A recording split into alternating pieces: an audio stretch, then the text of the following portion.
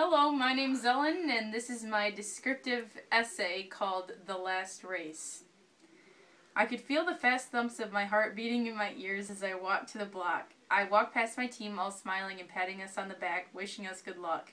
I walked past my dad and stepmom who smiled reassuringly, a look only a kid would know, one that said it will all be okay. I felt the adrenaline filling my arms, a feeling I've always hated. It was a feeling I always got right before I was going to do something that was really important. I felt butterflies in my stomach that made me feel like I had to puke. I knew the pressure I was under, which only made me feel worse. This was it, though. This was the last shot. I leapt off the block and entered the abyss that was the competition pool. My eyes were closed as I glided through the silent body of water. I dolphin kicked as fast as I could towards the other end. Everything's much different underwater. It's like the calm before a storm. It's silent and pleasant before all hell is unleashed. All of the nerves and doubts I had before the race are let go and ignored. To be able to move forward, you have to let go of everything that has bothered you. Let go of the past. I hold my breath tight and try to distract myself from my desperate need for air.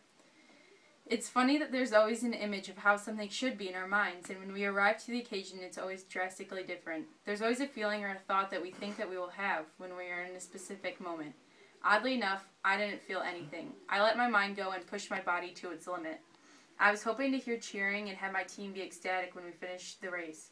Of course, there was a chance that might not happen this year. My lungs now feel as if they're going to explode. They're getting tighter and tighter and begging me to lift my head to the side. At this point, I'm on my journey back to where I started. I lift my head for a split second to relieve my lungs and replenish my air.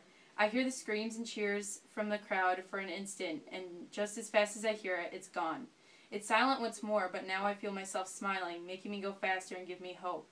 My body keeps telling me no, and my mind keeps pushing me harder and harder.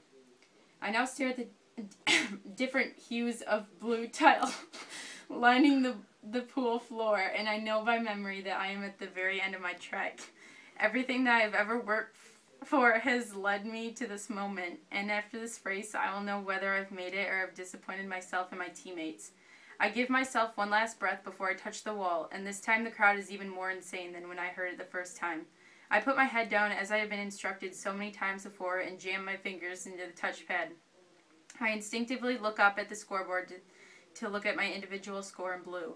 The second swimmer is already halfway through her first length, and I lift my goggles to get a clear view of the board.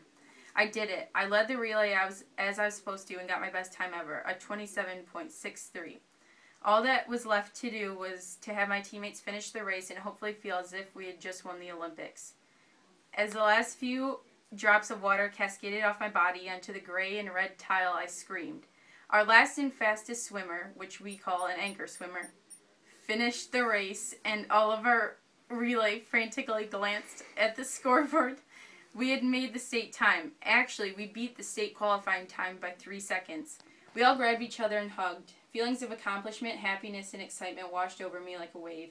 I could feel the heat of everyone's bodies hugging me, mixed with the chilly water of the pool on my body. My parents came up to me and hugged me with tears in their eyes. We had done it. This had been the last time we could have qualified for state in swimming. It was the last day of conference and the last race. It had been a miracle, and I could not have been more proud. The announcer boomed over the crowd and swimmers, telling them that Spring Lake's 200 freestyle relay had qualified for state. My smile stuck for hours, and my memory of the moment would last forever.